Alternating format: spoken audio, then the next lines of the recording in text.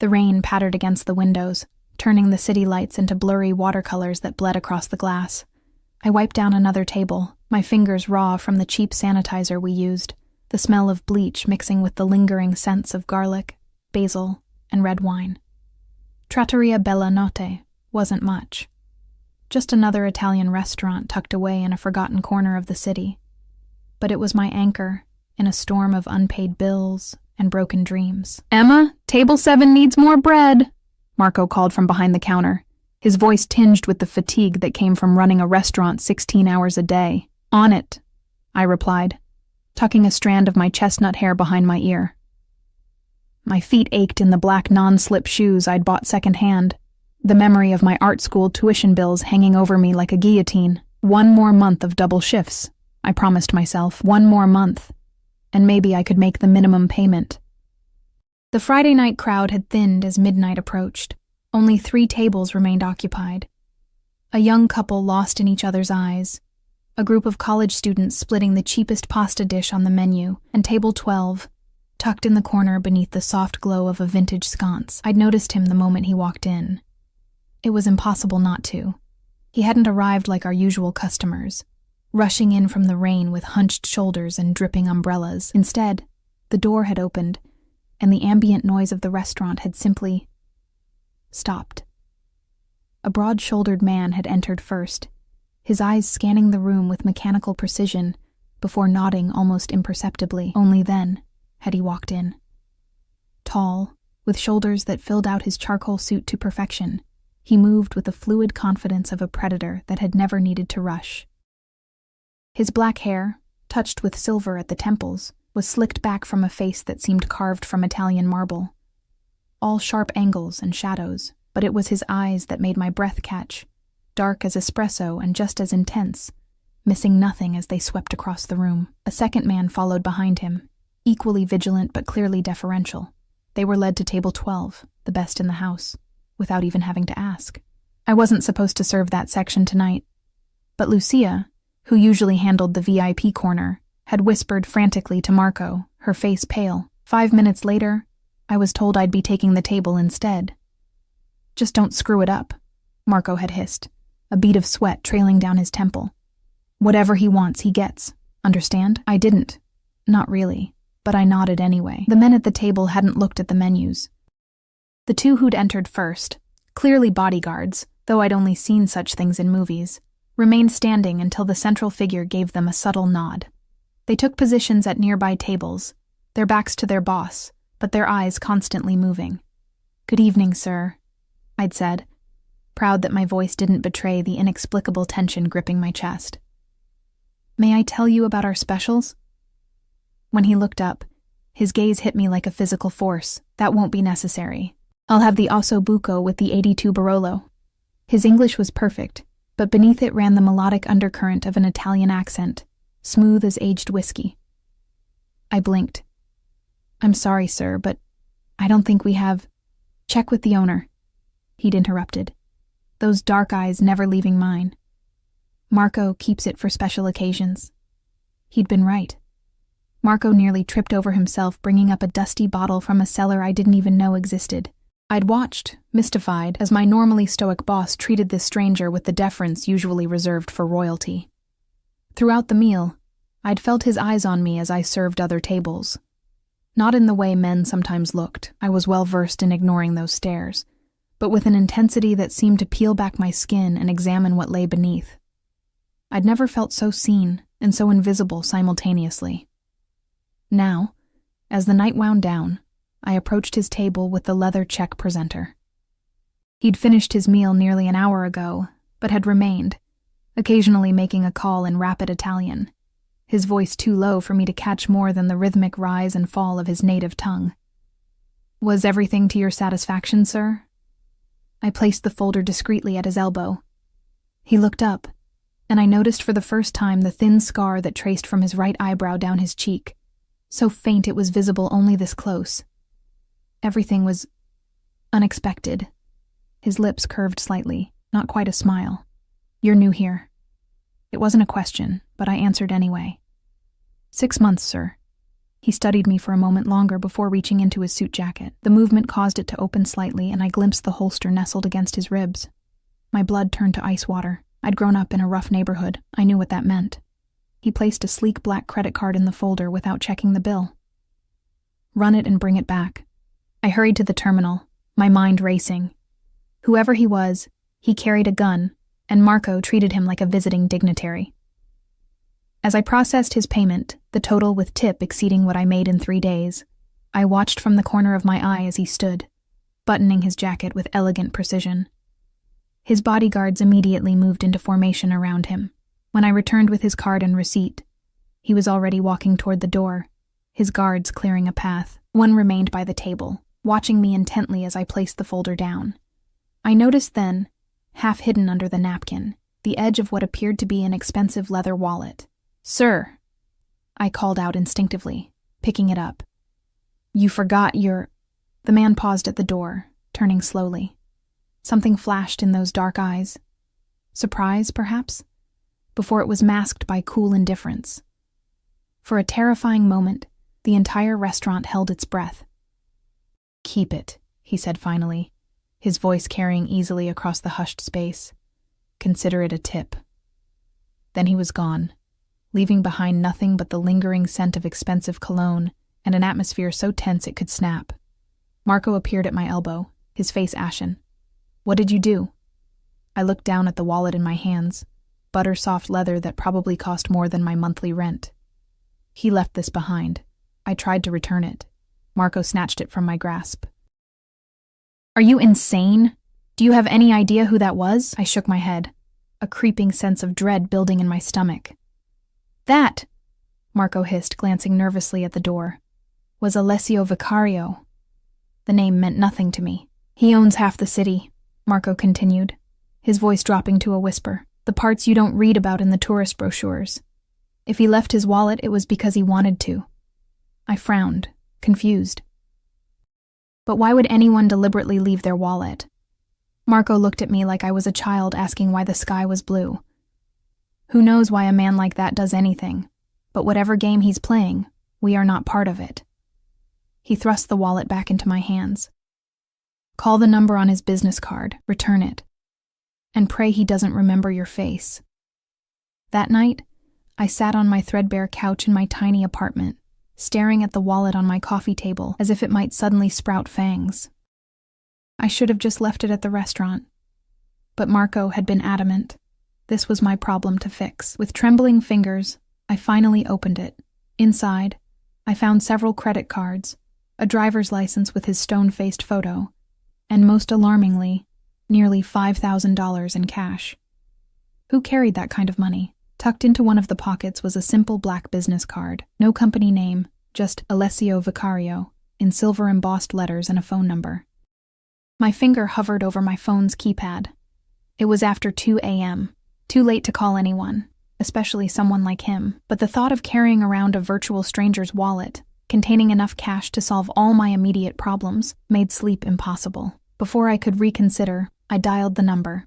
It rang only once before a man answered. Not him. One of his guards, perhaps. "Yes?" The voice was clipped, suspicious. My name is Emma Conti. I'm a waitress at Trattoria Bella Notte. Mr. Vicario left his wallet at the restaurant tonight, and I was hoping to return it to him." A long pause followed. I could hear muffled voices in the background. "Address?" the voice finally demanded. I hesitated. "Excuse me?" "Your address. For pickup." My heart hammered against my ribs. Give my address to strange men who worked for a guy who carried a gun and thousands in cash? "I'd rather bring it to him," I said quickly, "or meet somewhere public." Another pause. Longer this time. Then, unexpectedly, I heard a different voice. His voice, in the background, followed by what sounded like a soft laugh. The phone changed hands. "Ms. Conti." His voice slid through the receiver like smoke. How unexpected. I swallowed hard. "Mr. Vicario, I have your wallet. You left it at the restaurant. Did I?" He sounded amused. "And you're calling at this hour to return it?" I'm sorry about the time. I just thought..." What did I think? That a man like him would be frantically canceling credit cards like a normal person? Honesty is a rare quality, Ms. Conti. There was something in his tone I couldn't identify. Approval? Curiosity? Most people would have seen the cash and made different choices. I'm not most people, I replied, immediately regretting the boldness in my tone. To my surprise, he laughed, a rich, deep sound that sent an inexplicable shiver down my spine. Clearly not. Tell me, do you work tomorrow? Yes. Lunch shift, 11 to 4. I'll send a car for you at 4:15. Bring the wallet then. It wasn't a request. Before I could protest, the line went dead. I stared at my phone in disbelief. A car? To take me where exactly? Every crime show I'd ever watched flashed through my mind, each scenario more terrifying than the last. But something deeper, more instinctive, told me that if Alessio Vicario had wanted to harm me, he wouldn't have bothered with this elaborate setup. The wallet? The phone call? It felt like a test, but for what purpose? Sleep evaded me that night. I lay awake, replaying our brief interactions, trying to decipher what game this dangerous man was playing, and why, of all people, he'd chosen me as a participant. The next day crawled by in a haze of anxiety. I dropped 2 plates, mixed up orders, and jumped every time the door opened. Marco watched me with narrowed eyes but said nothing. At exactly 4:15, as I stepped outside into the golden afternoon light, a sleek black Maserati idled at the curb, the back window lowered, revealing the same guard from last night. "Ms. Conti," he said flatly. "Mr. Vicario is waiting." My feet felt leaden as I approached the car. Every instinct screamed to run, to forget the wallet and this mysterious man with his penetrating gaze. But something else, curiosity perhaps, or the strange magnetic pull I'd felt since he first walked into the restaurant, propelled me forward. As I slid into the back seat, the rich scent of leather enveloped me. The driver pulled away from the curb with smooth precision, merging into traffic as if other cars simply made way for us. Perhaps they did. I clutched my bag containing his wallet, wondering what I'd gotten myself into. Whatever test Alessio Vicario was conducting, I had a sinking feeling I was already failing. But as the city blurred past the tinted windows, one thought crystallized with startling clarity. I wanted to pass. The Maserati glided through the city streets like a shark through dark water. I sat rigidly in the back seat, the leather too smooth, too perfect against my waitress uniform that smelled faintly of marinara sauce and dish soap. The driver, a broad-shouldered man with a military haircut, hadn't spoken a single word since I'd entered the car. Neither had the guard in the passenger seat, whose eyes constantly scanned our surroundings as if expecting an ambush. As we left the familiar grid of downtown behind, my anxiety spiked. "Where are we going?" I finally asked, my voice sounding small in the hermetically sealed luxury of the car. The guard turned slightly, his expression unreadable. "Mr. Vicario's residence." His residence. The words hung in the air like a threat, or a promise. I clutched my bag tighter, feeling the outline of his wallet inside. Such a small thing to cause such disruption in my carefully constructed life of anonymity. We turned onto a tree-lined avenue where mansions hid behind wrought iron gates and immaculate hedges. The farther we drove, the larger the properties became. Until finally, the car slowed before an imposing gate flanked by stone pillars. A discreet camera swiveled toward us. The guard pressed a button, spoke a few words in Italian, and the gate swung open silently. The driveway curved through manicured grounds, not the ostentatious gardens I might have expected, but a tasteful landscape of Italian cypress trees and architectural topiaries. The house itself rose before us, a modernist interpretation of a Tuscan villa, all clean lines and warm stone that caught the late afternoon sun like amber. 2 men in dark suits appeared as the car stopped at the entrance. One opened my door, while the other conferred briefly with our driver. I stepped out, my legs unsteady beneath me. "This way, Ms. Conti," one of them said, gesturing toward massive double doors of dark wood and iron. The foyer beyond was a study in understated wealth, soaring ceilings, marble floors, and walls adorned with what I recognized, even with my incomplete art degree, as museum-quality paintings. A Caravaggio hung opposite a small but unmistakable Botticelli, their presence in a private home nearly blasphemous. You appreciate art. The voice came from a doorway to my right. I turned to find Alessio Vicario watching me, his expression unreadable. He'd exchanged his business suit for charcoal trousers and a crisp white shirt, open at the collar, revealing a glimpse of tanned skin. Without the formality of his suit jacket, he seemed both more human and more dangerous. I was an art student, I replied, unsure why I was sharing this with him. Before I had to drop out, something flickered across his face. Interest, perhaps. What made you leave? Money. I saw no reason to lie, or the lack of it. He nodded as if my answer confirmed something for him. Come, he said, turning without waiting for my response. We'll talk in my study. I followed him down a hallway lined with what appeared to be family photographs spanning generations. Serious men in old-fashioned suits standing beside elegant women, their expressions uniformly solemn. At the end of the corridor, he opened a door into a room that felt like stepping into another century. Unlike the modern aesthetic of the rest of the house, the study was all old-world charm. Dark woods, leather-bound books, and a massive desk that looked like it had witnessed the signing of historic treaties. Floor-to-ceiling windows overlooked immaculate gardens, and beyond them, the glittering skyline of the city. Please, sit. He gestured to a leather chair positioned across from the desk. I perched on the edge, hyper-aware of my surroundings, and the man whose presence seemed to fill every corner of the room. I pulled his wallet from my bag and placed it on the desk between us. You could have kept it, he said, making no move to take it. The cash alone would have solved your financial difficulties, at least temporarily. It wasn't mine to keep, I replied simply. He studied me with those fathomless dark eyes. Many would disagree. Many would see an opportunity and take it without hesitation. Is that what this was? An opportunity? A ghost of a smile touched his lips. Perhaps a test. I don't understand. But even as I said it, pieces began falling into place. The deliberate way he'd left the wallet, the amount of cash inside. The business card with his number. You left it on purpose. He leaned back in his chair, regarding me with newfound interest. I make it a point to understand the character of people in my orbit, Ms. Conti. Money reveals truth more effectively than any interrogation. I'm not in your orbit, I countered, discomfort and indignation warring within me. I'm just a waitress who served you dinner once. And yet, here you are.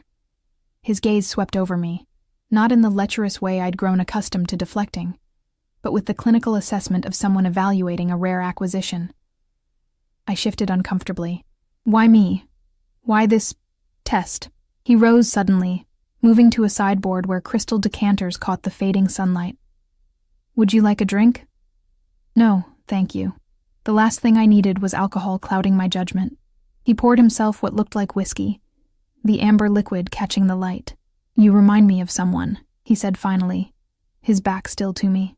Someone I lost many years ago. The admission hung in the air between us, unexpectedly personal. When he turned back, his expression had hardened again, the momentary vulnerability gone so completely, I wondered if I'd imagined it. But that's not the only reason. He returned to his desk, setting his glass down without drinking from it. Your employer, Marco. Do you know much about him? The abrupt change in topic left me disoriented. Only that he owns the restaurant. Alessio made a sound that might have been a laugh, though there was no humor in it. Marco owns nothing. The restaurant, like many businesses in that district, belongs to me. The revelation hit me like cold water. You're his boss? In a manner of speaking. He picked up the wallet finally, tucking it into his pocket without checking its contents. The implicit trust, or perhaps indifference to the money, spoke volumes about his wealth. Marco has been stealing from me for nearly a year. Small amounts, skimmed from the books, but theft nonetheless. My stomach dropped. I had nothing to do with... I know. He cut me off with a dismissive wave. Marco's crimes are his own, but it raised the question of who else in my establishment might be untrustworthy. So you tested all the staff? I asked, thinking of Lucia's strange behavior the previous night. Only those who caught my attention. His eyes locked with mine, and for a terrifying moment, I couldn't look away. You passed, Emma. rather spectacularly. The use of my first name sent an unexpected shiver through me. What happens to those who fail? They find employment elsewhere. His tone made it clear the conversation on that topic was finished. But enough about Marco. Tell me about yourself. The command, delivered so casually, threw me. There's not much to tell. I disagree. He leaned forward slightly. 23 years old, daughter of Italian immigrants, third generation on your father's side, second on your mother's. Art student at the Metropolitan Institute until financial hardship forced withdrawal. No living parents. One younger sister currently attending state college on a partial scholarship. Ice flooded my veins. How do you... I make it my business to know things, Emma. The way he said my name, like he was tasting it, made my skin prickle. Particularly about people who interest me. And I interest you because I remind you of someone, I said flatly, fighting the unnerving sensation of being laid bare before him. Partly. He took a sip of his whiskey, watching me over the rim of the glass. But also because you possess qualities that are increasingly rare in this world. Integrity, resilience, pride without arrogance. You can't possibly know all that from one dinner service and a wallet. Can I? The challenge in his voice was unmistakable. Your hands. They're calloused from work, but you have an artist's attention to detail.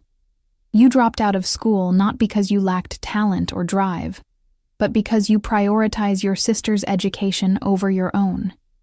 You work double shifts at a mediocre restaurant when your talents clearly lie elsewhere, and you do it without complaint. Each observation stripped away another layer of my anonymity, leaving me feeling naked and vulnerable. What do you want from me, Mr. Vicario? Alessio, he corrected, the Italian pronunciation rolling off his tongue like silk. And I'm offering you an opportunity, Emma. A real one, not a test. My guard immediately went up. What kind of opportunity? I'm in need of someone with your specific qualities. My household requires a personal assistant. Someone discreet, observant, and unquestioningly honest. I blinked, certain I'd misheard. You want me to be your assistant? I have no qualifications for... You have exactly the qualifications that matter, he interrupted. The rest can be taught, and if I refuse, something dangerous flickered in his eyes. Then you walk out that door, return to Trattoria Bellanotte, and continue your life exactly as before. This isn't an offer made under duress, Emma. I'm not that kind of man. But he was some kind of man, the kind who carried a gun, who commanded fear with his mere presence, who referred to a restaurant owner's theft as crimes, the kind of man my father had warned me about in whispered cautionary tales. What would this job entail? I asked, playing for time while my mind raced. You would manage my personal schedule, coordinate with my security team, handle sensitive correspondence, and ensure the smooth operation of my household. He spoke as if reciting a normal job description, though nothing about this situation felt normal. In return, you would receive a salary that would allow you to complete your education and assist your sister with hers, private accommodations here on the estate, a car at your disposal. It sounded too good to be true, because it almost certainly was, and the catch? His lips curved into something almost like a smile.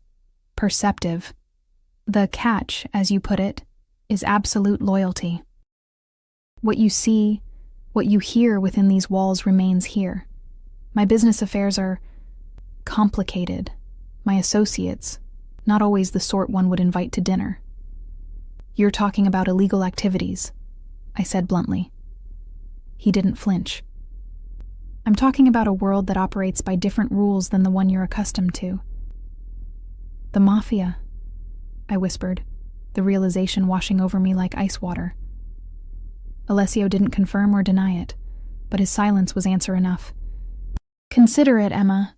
Take a day, a week if necessary. The position remains open until I find the right person. He stood, indicating our meeting had concluded. In the meantime, you'll find an envelope in your bag. Consider it compensation for your time today.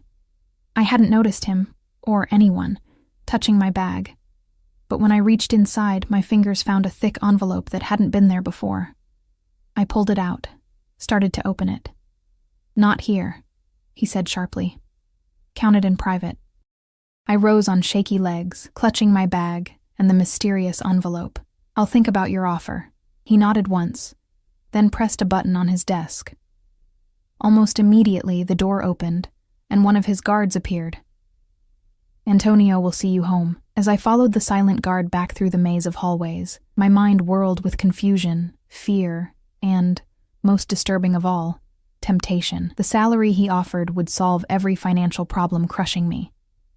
I could finish my degree, help Sophia with her tuition, maybe even start painting again, but at what cost? Outside, twilight had fallen, painting the manicured grounds in shades of lavender and indigo. A different car waited, still black, still expensive, but less conspicuous than the Maserati. As Antonio held the door for me, I glanced back at the house, feeling the weight of Alessio's gaze though I couldn't see him. The drive back to my apartment passed in silence. When we pulled up to my shabby building, Antonio spoke for the first time. Mr. Vicario doesn't make this kind of offer lightly. His tone was neutral, but his implication clear. He sees something in you. I clutched my bag tighter. That's what worries me. Inside my tiny apartment, I locked the door and slid the security chain into place, though I doubted it would stop anyone Alessio sent if he changed his mind about the voluntary nature of his offer. With trembling fingers, I opened the envelope. Cash spilled onto my coffee table, more money than I'd ever seen in one place. Tucked among the bills was a small card with an elegant script, for consideration. A.V. I sank onto my couch, staring at the money that represented both salvation and damnation. The wallet had been a test, one designed to reveal my character. But this offer, this was a test of my soul. As night fell outside my window, I remained frozen in indecision, torn between the life I knew and the uncertain future Alessio Vicario offered. A future that promised financial security, but demanded I turn a blind eye to whatever complicated business affairs he conducted. A future tied to a man whose dark eyes seemed to see straight through to my core. The man was dangerous. Everything about him screamed it. But the most frightening realization of all was the undeniable pull I felt toward him, like a moth to a flame that would inevitably consume me. Sleep eluded me that night, my thoughts circling like vultures around Alessio's offer. By dawn, the money still lay untouched on my coffee table, both temptation and accusation. I got ready for my morning shift mechanically, the motions of showering and dressing offering none of their usual comfort. The restaurant felt different when I arrived, quieter, tense. Marco's eyes followed me as I tied my apron, his usual gruffness replaced by something that looked unsettlingly like fear. He called me this morning, Marco said without preamble when I approached the bar for my table assignments. I didn't need to ask who he was. About what? Marco's hands trembled slightly as he arranged glasses. He said you'd be taking a leave of absence. Effective immediately. His eyes, bloodshot and wary, finally met mine. What have you gotten yourself into, Emma? Nothing, I said automatically, though the word felt hollow. I haven't agreed to anything. Listen to me. Marco lowered his voice, glancing nervously at the kitchen doors. Whatever he's offering, it's not worth it. Men like Vicario don't make offers. They create debts. Debts that can never be repaid. The warning sent ice through my veins. You sound like you're speaking from experience. Marco's gaze dropped. Why do you think I started skimming from the books? I needed a way out, a new identity, a chance to disappear before... He cut himself off, his weathered face creasing with resignation. It doesn't matter now.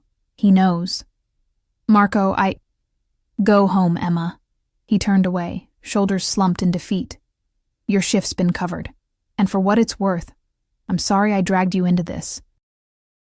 I left the restaurant in a daze, the bright morning sunshine at odds with the shadow that seemed to have fallen over my life. Marco's warning echoed in my mind, reinforcing the doubts that had kept me awake all night. Yet beneath the fear lurked something else, a curiosity about Alessio Vicario that I couldn't seem to quell. The glimpse of vulnerability when he'd mentioned someone he'd lost, the intensity in his gaze when he'd spoken of qualities he valued. The undeniable electricity I'd felt in his presence. My phone rang as I climbed the stairs to my apartment, an unknown number flashing on the screen. Hello? I answered cautiously. Emma. Alessio's voice, smooth as aged bourbon, slid through the receiver. Have you considered my offer? I clutched the railing for support. I need more time. Time is a luxury, Emma. Something in his tone had changed. A subtle hardening that sent warning signals racing along my nerves. One that's rapidly running out for your former employer. My breath caught. What do you mean? Marco's theft was not his only transgression. The casual way he discussed potentially ruining a man's life made my stomach clench. The authorities might be interested in certain irregularities in his immigration status, not to mention the questionable sourcing of some of his inventory. You're threatening him to get to me, I said, anger temporarily overriding my fear. I'm stating facts, Alessio replied, his tone unchanged. Marco's fate was sealed the moment he decided to steal from me. Your decision simply determines the timing. The manipulation was so blatant it should have disgusted me. Instead, I found myself weighing options, calculating outcomes like a chess player backed into a corner. If I accept your offer, I said slowly, what happens to Marco? A pause, then, he keeps his restaurant, continues his life, minus the skimming. And if I refuse, then his future becomes considerably less certain. The threat hung in the air between us, unspoken but unmistakable. I closed my eyes, hating the position he'd put me in, hating more the fact that some small, treacherous part of me wanted to say yes, regardless of Marco. When do you need my answer? A car will arrive at your apartment at 7 this evening, he said, as if my acquiescence was already assured. Pack only what you value. Everything else can be replaced. Before I could respond, the line went dead. I stared at my phone, the reality of the situation crashing over me in waves. This wasn't just about a job offer anymore. By returning the wallet, by engaging with Alessio at all, I'd somehow been drawn into a world where people's lives, including my own, were bargaining chips in games I didn't understand. My apartment, which had always felt like a cramped sanctuary, now seemed exposed and vulnerable. I moved through the rooms restlessly, touching familiar objects as if to anchor myself to the life I'd known. My easel, dust-covered from months of neglect. The photo of Sophia and me at her high school graduation, her face alight with the future I'd sacrificed my own dreams to secure. The envelope of cash still lay on the coffee table, a Pandora's box I'd been afraid to fully open. Now, with trembling fingers, I counted it, $20,000 more money than I'd ever possessed at one time. Enough to clear my immediate debts. Enough to help Sophia, not enough to buy freedom from whatever web Alessio was spinning around me. At 6:30, I made my decision. I packed a single suitcase, clothes, art supplies, the few photos and mementos that mattered.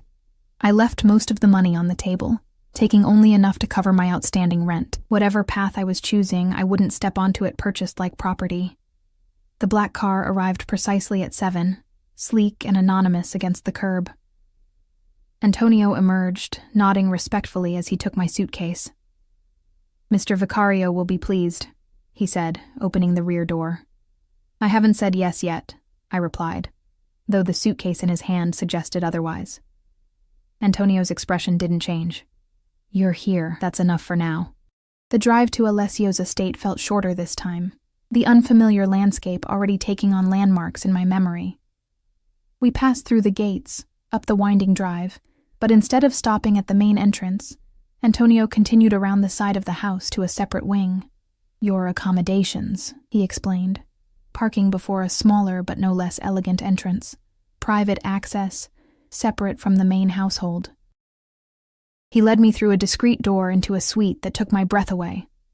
A sitting room with floor-to-ceiling windows overlooking the gardens, a bedroom larger than my entire apartment, and a bathroom of marble and glass that belonged in a luxury hotel. Everything was decorated in shades of cream and pale blue, tasteful and expensive without being ostentatious. Mr. Vicario thought you would appreciate the light for your artwork, Antonio said, gesturing to an alcove by the windows, where an easel, far nicer than my dusty one, stood beside a table arranged with professional-quality paints and brushes. The thoughtfulness of the gesture caught me off guard. How did he know? Mr. Vicario makes it his business to know, Antonio replied, echoing Alessio's words from the previous day. He'll see you in the study in 1 hour. Maria will show you the way when it's time. After Antonio left, I explored my new quarters with a mixture of awe and apprehension. The closet already contained clothes in my size. Simple, elegant pieces in fabrics I could never have afforded. The bathroom was stocked with high-end toiletries, their subtle scent reminiscent of the Mediterranean. On the bedside table sat a latest model laptop and a phone I hadn't asked for. It was as if Alessio had known I would say yes before I did. The realization should have terrified me. Instead, it sent a strange thrill down my spine. To be known, anticipated, provided for with such precision. At precisely 8 o'clock, a soft knock announced the arrival of Maria, a middle-aged woman with kind eyes and a no-nonsense manner. She led me through the labyrinthine house to the study where I'd met with Alessio the previous day. He stood with his back to the door, silhouetted against the night-darkened windows, a glass of amber liquid in his hand. When he turned, his eyes found mine immediately, and the intensity of his gaze made my breath catch. "Emma," he said, my name in his mouth sounding both like a greeting and a claim. "You've made your decision. It wasn't a question, but I answered anyway. I'm here." But not convinced. He moved closer, studying me with those fathomless eyes. "You left the money. I don't want to be bought." Something like approval flickered across his face. "Yet you came anyway. Why?" I could have mentioned Marco, the implicit threat against him serving as coercion, but the truth was more complicated, more dangerous. "Curiosity," I admitted finally. "About you.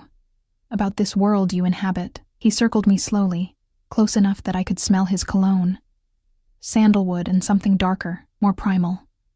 Curiosity killed the cat, Ms. Conti. But satisfaction brought it back. I finished the saying, holding his gaze despite the nerves fluttering in my stomach. Alessio smiled then, a real smile that transformed his severe features into something startlingly handsome. "Indeed." He gestured to the chairs before his desk. "Shall we discuss the terms of your employment?" For the next hour, he outlined my duties with the precision of a military commander. I would manage his personal calendar, coordinate with his household staff, handle correspondence that didn't require his direct attention. I would accompany him to certain social events, take notes during business meetings that occurred in the house, ensure his private spaces remained private. "You will have complete access to the main areas of the house and grounds," he explained. "Certain rooms remain off-limits unless I specifically invite you. My security team will make those boundaries clear." "And if I cross them?" I asked. His expression hardened slightly. "Don't." The warning hung between us, a reminder of exactly who I was dealing with. Whatever veneer of civilization Alessio wore, whatever charm he could summon, underneath lurked something dangerous. A predator temporarily at rest. "There is one more thing," he said, reaching into his desk drawer. He withdrew a small velvet box and placed it before me. "This is non-negotiable." I opened the box with trepidation. Inside lay a delicate gold bracelet, its single charm a small, intricately crafted key. "It's beautiful," I said uncertainly, "but I can't accept jewelry from—" "It's not jewelry," Alessio interrupted.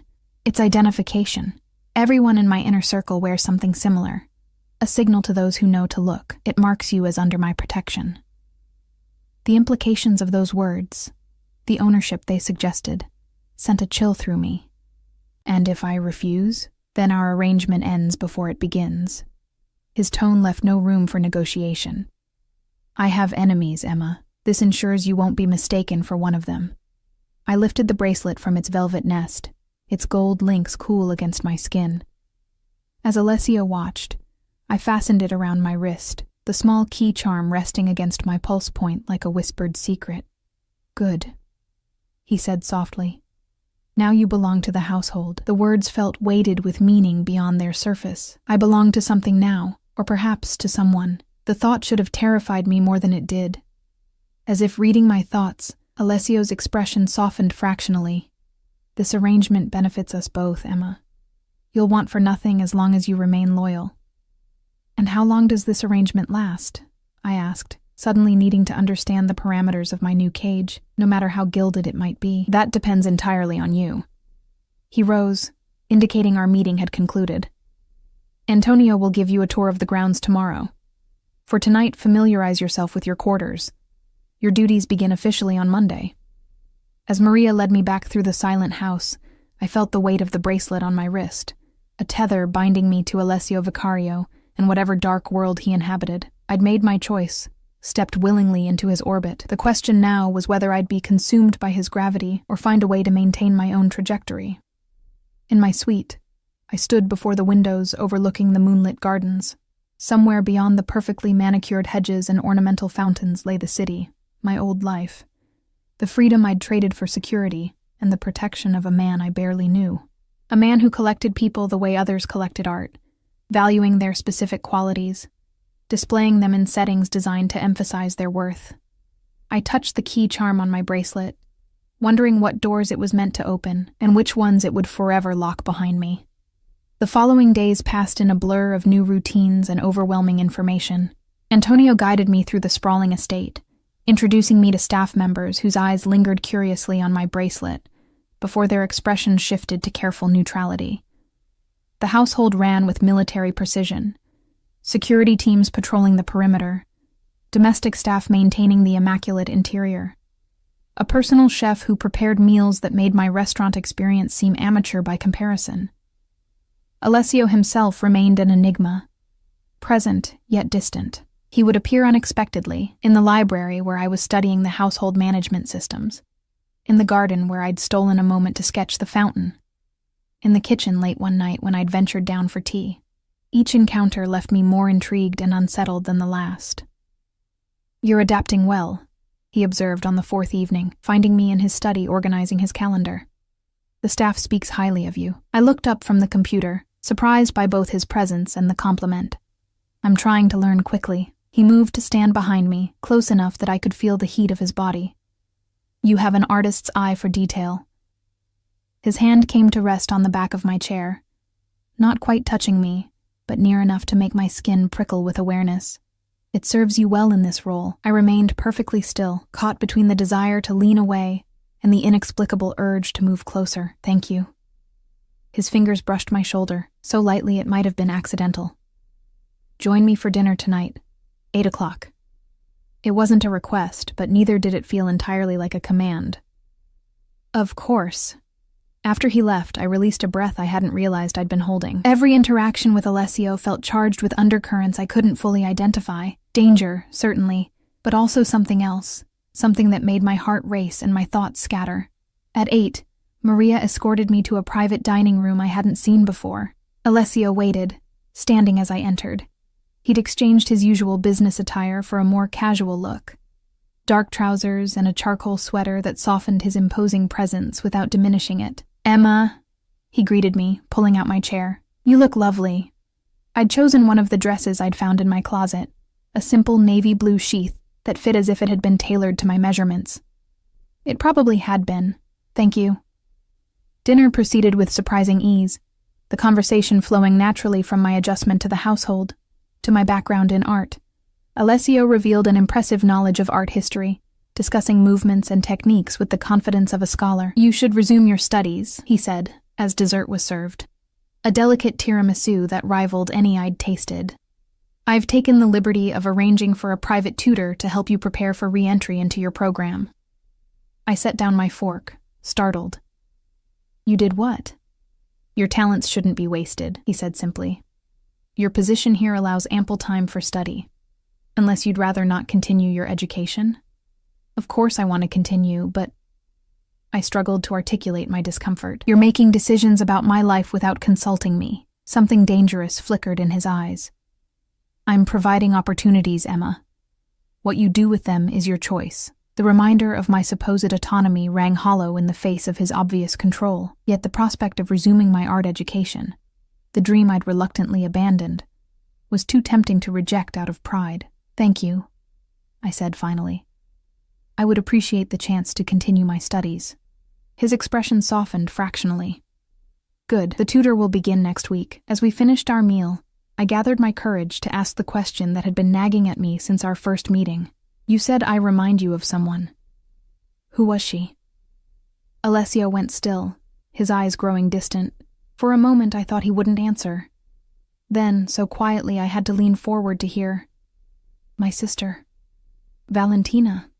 The admission hung in the air between us, unexpectedly personal. "What happened to her?" "She died. Many years ago. His voice was controlled, but I could see the tension in his jaw, the slight whitening of his knuckles around his wine glass. She was collateral damage in a business dispute. The euphemism couldn't disguise the ugly truth. Someone had killed his sister to get to him, or perhaps as retaliation for something he'd done. The revelation should have terrified me, confirming as it did the violent world Alessio inhabited. Instead, I felt a strange compassion for the man behind the power, the brother who had lost his sister. "I'm sorry," I said softly. "Was she an artist too?" A ghost of a smile touched his lips. "No, but she had your spirit, your integrity." His eyes met mine, their darkness lit with something that might have been grief, or might have been warning. "It got her killed." The weight of Alessio's words, "it got her killed," hung between us like a shroud. His implication was clear. In his world, integrity could be a fatal flaw rather than a virtue. I wondered if his interest in me was driven by some misguided attempt to save a ghost, to rewrite a history where his sister's moral compass had led to her destruction.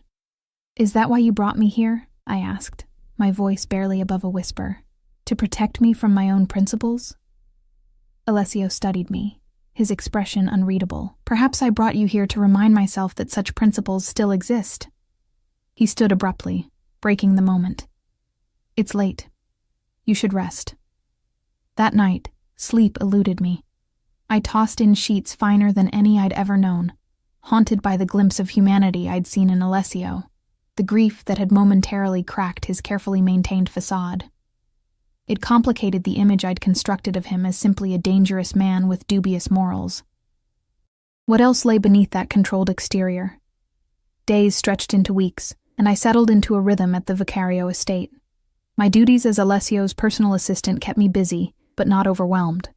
I organized his schedule, screened his correspondence, and gradually learned to anticipate his needs before he voiced them. The private art tutor he'd arranged turned out to be a retired professor from a prestigious university, and under her guidance, I felt my dormant skills awakening, stretching like muscles long unused. Alessio himself remained an enigma, sometimes distant and businesslike, other times unexpectedly attentive. He'd appear in the small studio he'd set up for me, watching silently as I painted. He'd join me for dinner without warning, engaging me in conversations that ranged from art history to philosophy to my childhood in a working-class neighborhood.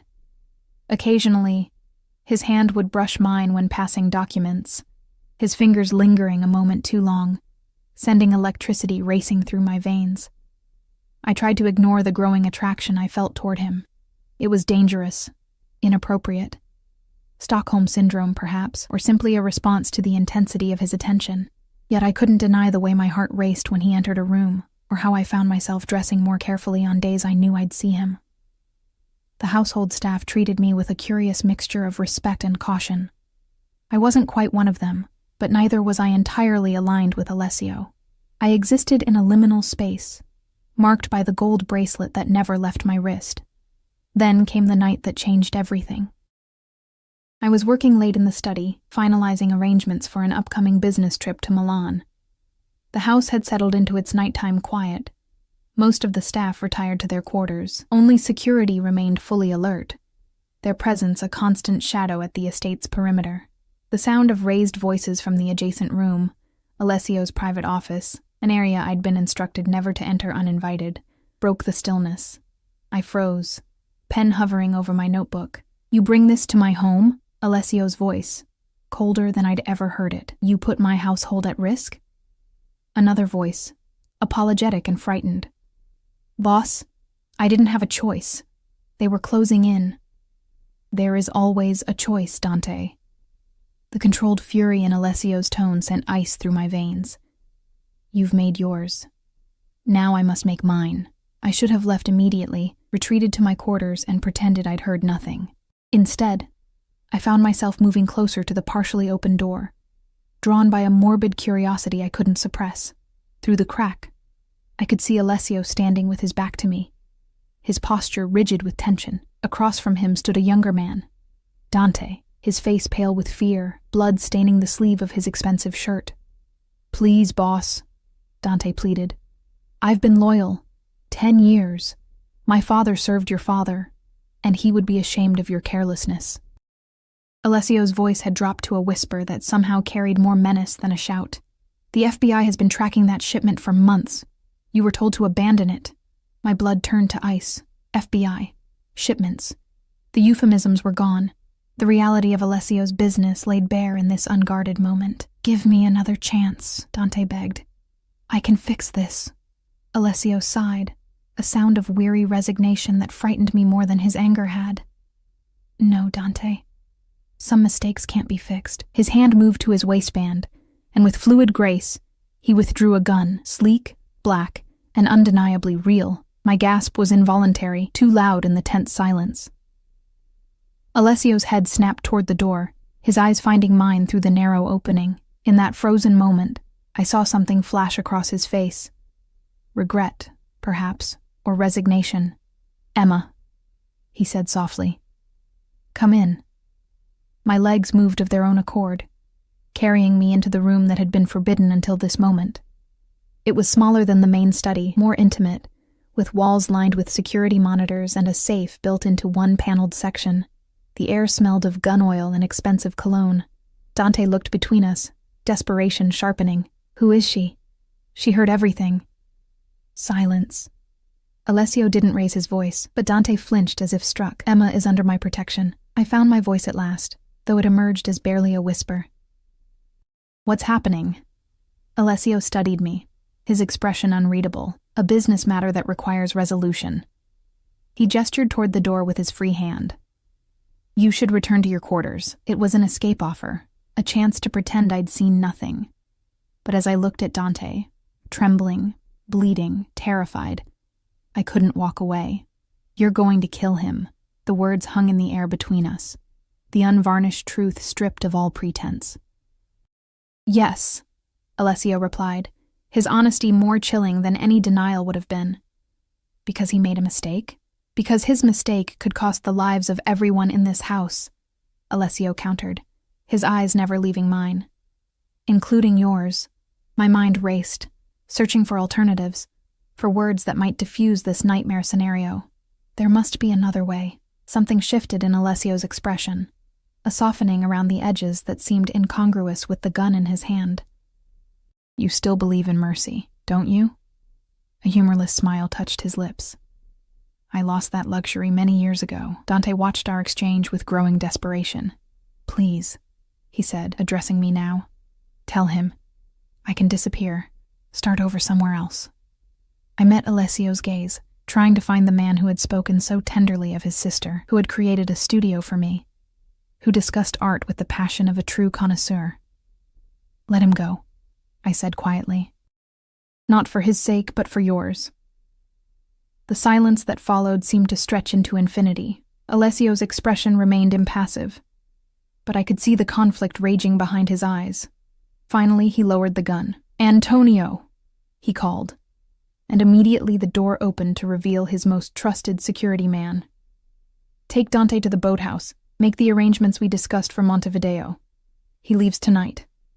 Relief flooded through me, dizzying in its intensity. Dante's eyes widened in disbelief, then filled with grateful tears.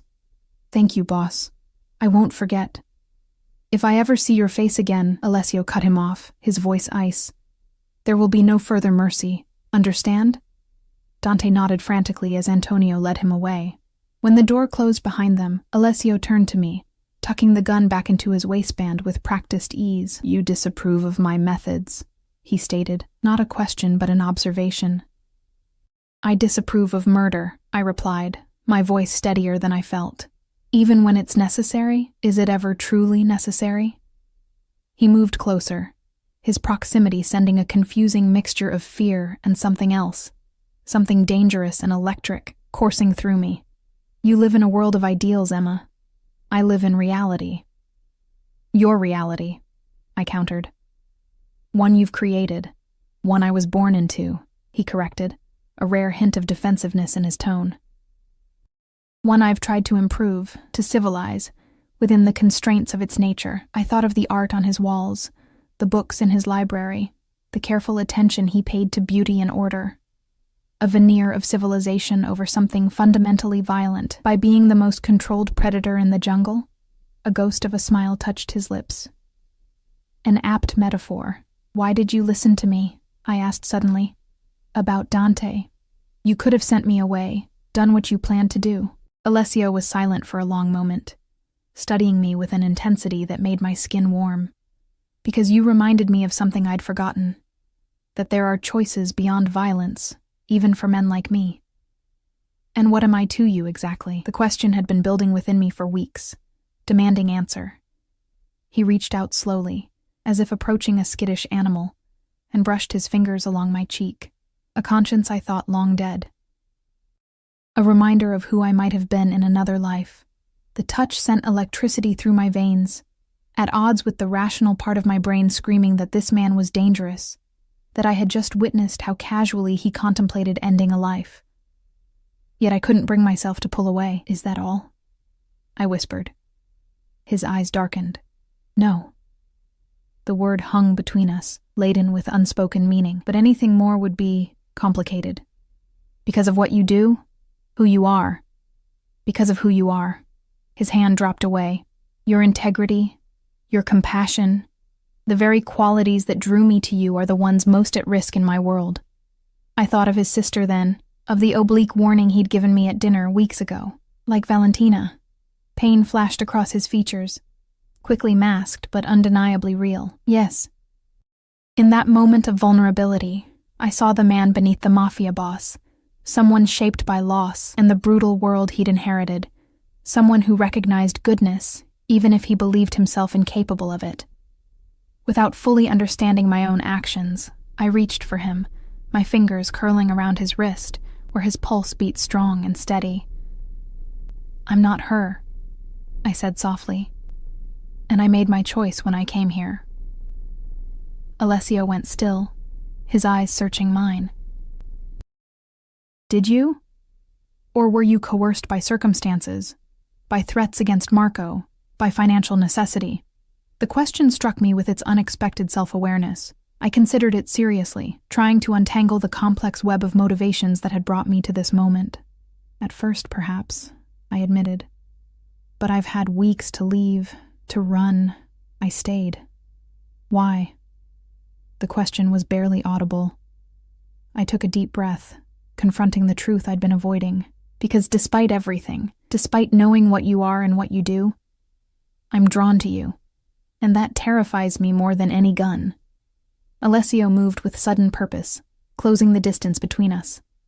His hand cupped the back of my neck, gentle yet commanding. It should terrify you, he murmured, his breath warm against my skin. I'm not a good man, Emma, I know. And I did know, had seen the evidence with my own eyes. Yet still, inexplicably, unforgivably, I tilted my face toward his. His lips met mine with restrained intensity, as if he feared I might shatter beneath his touch. I'd expected domination, possession, the same forceful control he exerted over every aspect of his life. Instead, I found tenderness edged with something like reverence. My hands moved of their own volition, sliding up his chest to curl around his shoulders. The solid strength of him under my fingers made the moment real in a way that my racing thoughts couldn't deny. I was kissing Alessio Vicario, a man who had contemplated murder minutes earlier, a man whose world operated by rules I barely comprehended. He deepened the kiss, one hand tangling in my hair while the other curved possessively around my waist, drawing me closer until I could feel the heat of his body through my clothes. The gun at his waistband pressed against my hip, a cold reminder of the danger he represented. Yet even that couldn't douse the fire building between us. When he finally pulled back, his eyes had darkened to obsidian, pupils dilated with desire. This changes things, he said, his voice rough with restraint. I nodded, unable to find words for the seismic shift I felt. The lines I'd drawn, employee and employer, innocent and criminal, right and wrong, had blurred beyond recognition. His thumb traced my lower lip, still sensitive from his kiss. I should send you away, he murmured. Back to your normal life, away from all of this. It would be the honorable thing to do.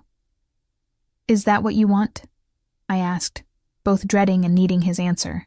"What I want," he said carefully, "has never been more at odds with what is wise." His hand moved to cup my cheek, gentle despite the strength I knew it contained. "You've seen who I am tonight, Emma. What I'm capable of. There's no going back from that knowledge." "I know." And I did know. The memory of his gun pointed at Dante. The casual discussion of FBI surveillance and illicit shipments, the clear evidence that Alessio Vicario was exactly what Marco had implied, a powerful figure in organized crime.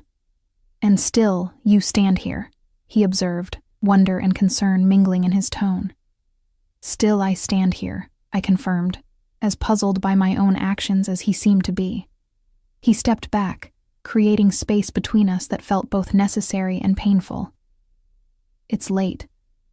We both need time to think clearly without—" He gestured vaguely between us, indicating the charged atmosphere that made rational thought nearly impossible. I nodded, grateful for his restraint, even as part of me ached for him to continue what we'd started. "Good night, Alessio." His eyes softened at my use of his first name. "Good night, Emma." As I made my way back to my quarters, my mind churned with contradictions. I had witnessed Alessio's capacity for violence, yet also his willingness to show mercy. I had felt the danger he embodied, yet also a pull toward him that defied logic or self-preservation. What did that say about me, that I could know what he was and still want him? Sleep came eventually, but brought with it dreams of dark eyes and gentle hands that turned to nightmares of blood and guns and impossible choices. I woke disoriented, sunlight streaming through windows I still wasn't fully accustomed to, silk sheets tangled around my legs. A soft knock at my door jolted me fully awake. Maria entered with a breakfast tray and an envelope. "Mr. Vicario asked me to deliver this," she said, setting both on the table by the windows. Her eyes, usually warm, held a caution I hadn't seen before. "He's left for Milan. He'll return in 3 days. Left." Without a word, without a conversation about what had transpired between us, relief and disappointment warred within me as I took the envelope from the tray. "Thank you, Maria." After she departed, I opened the envelope with unsteady fingers. Inside was a short note in Alessio's elegant handwriting. "Emma, I've given you incomplete truths and asked for complete loyalty. This imbalance ends now, in the safe behind the Caravaggio in my study. You will find a file. The combination is your birth date. Read everything. When I return, you will make your choice with full knowledge of who I am and the world I inhabit. Until then, Alessio." I stared at the note, my breakfast forgotten. The safe behind the Caravaggio, in his private office, the room I'd been expressly forbidden to enter alone. Yet now he was granting me access, offering information he'd previously withheld. My curiosity warred with apprehension. Did I truly want to know more about Alessio's criminal enterprises? Would the knowledge make it impossible to stay, or impossible to leave? I spent the morning in indecision, alternating between determination to confront the truth and fear of what I might discover. Finally, after lunch, I made my way to Alessio's private office.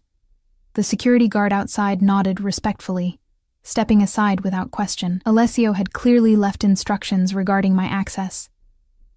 The office felt different in daylight, less menacing, more like the functional workspace of a businessman. I approached the Caravaggio, a dark, dramatic painting of Saint Jerome writing, and carefully lifted it from the wall to reveal the safe behind. My fingers trembled slightly as I input my birth date. The safe opened with a soft click, revealing several file folders and a small velvet box. I removed the topmost folder and opened it on Alessio's desk.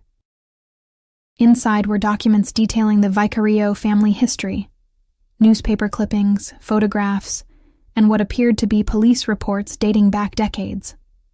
I learned that the Vicarios had begun as a Sicilian family that immigrated in the 1920s, establishing themselves first in importing businesses, before expanding into less legitimate enterprises during Prohibition. Alessio's grandfather had been a notorious figure in the heyday of organized crime. His father had begun the family's transition toward more legitimate businesses. The second folder contained information about Valentina, photos of a beautiful young woman with Alessio's dark eyes and a smile that radiated warmth. Police reports detailed her murder 15 years earlier, A targeted hit disguised as a mugging gone wrong, retaliation from a rival family after Alessio's father had refused a business partnership. The third folder was the thickest and most disturbing. Detailed accounts of Alessio's rise to power following his father's death shortly after Valentina's murder. I read with growing horror about vendettas, territorial disputes, and the calculated elimination of rivals. Yet alongside these accounts were others describing how Alessio had systematically moved family operations away from drugs and sex trafficking toward construction, real estate, and international shipping. He had established strict codes within his organization: no violence against women or children, no dealing with terrorist organizations, no involvement in human trafficking. It was a moral code with glaring holes, but a code nonetheless, one that explained why he had been willing to spare Dante at my request. The final folder contained information about me. Background checks more thorough than I'd imagined possible, surveillance photos taken before I'd ever set foot in Trattoria Bella Notte, detailed reports on my financial situation and my sister's progress at college.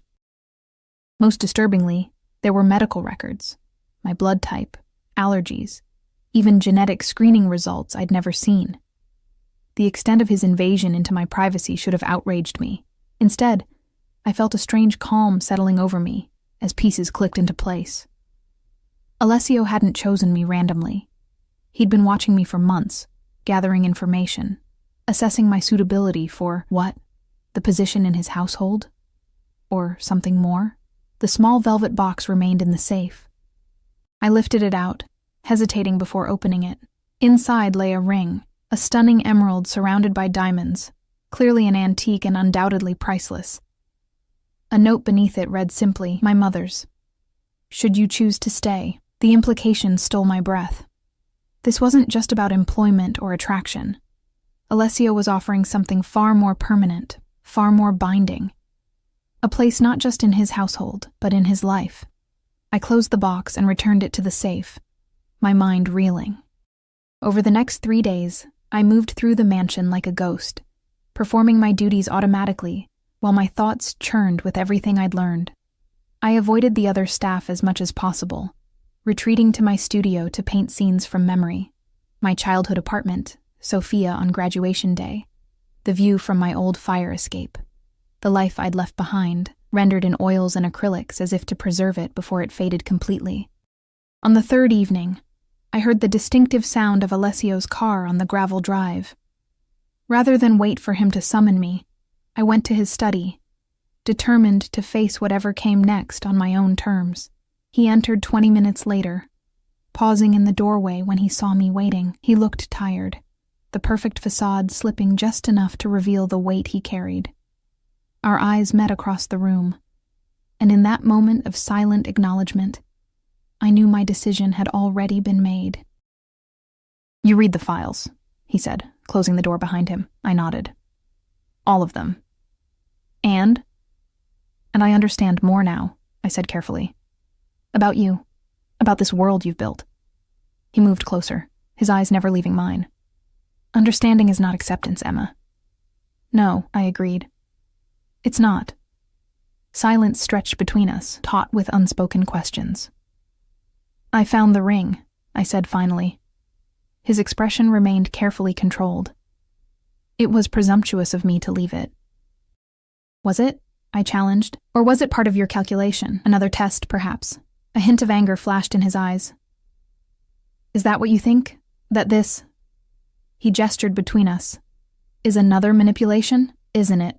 I countered. "You researched me, watched me, created the perfect scenario to bring me into your world. The wallet test, the job offer, even the studio you set up, all designed to bind me to you." His jaw tightened. "I wanted to know you before you knew me." An uneven exchange. Yes. He didn't deny it. But necessary. My world doesn't allow for traditional courtships, Emma. The people close to me become targets, as Valentina was, so you vetted me like a security risk. "I vetted everyone in this house," he corrected. "But only you." He trailed off, uncharacteristically hesitant. "Only I what?" He moved to the windows, looking out at the darkened gardens. Only you made me question whether the life I've built is one worth sharing.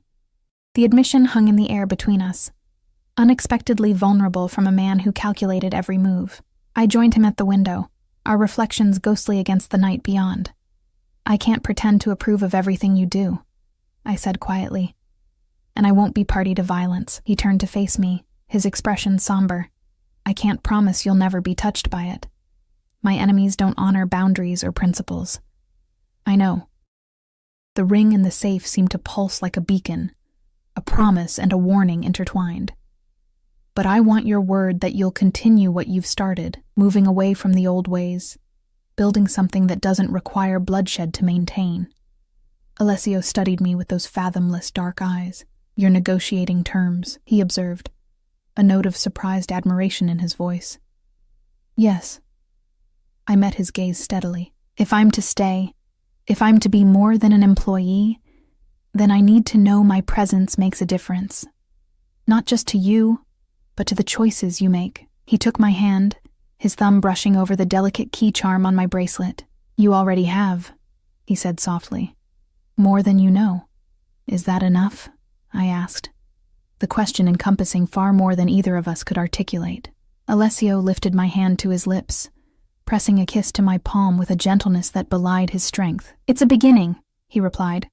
"The rest, we'll negotiate day by day." And in that moment, standing in the twilight of his study with the weight of all I'd learned and all I still didn't know pressing around us, I made my choice. Not with the blind innocence of the waitress who'd found a wallet, nor with the willful ignorance of a woman too afraid to face reality. I chose with open eyes, aware of the darkness in Alessio's world, but also of the light he still sought, the possibility of redemption he hadn't fully abandoned.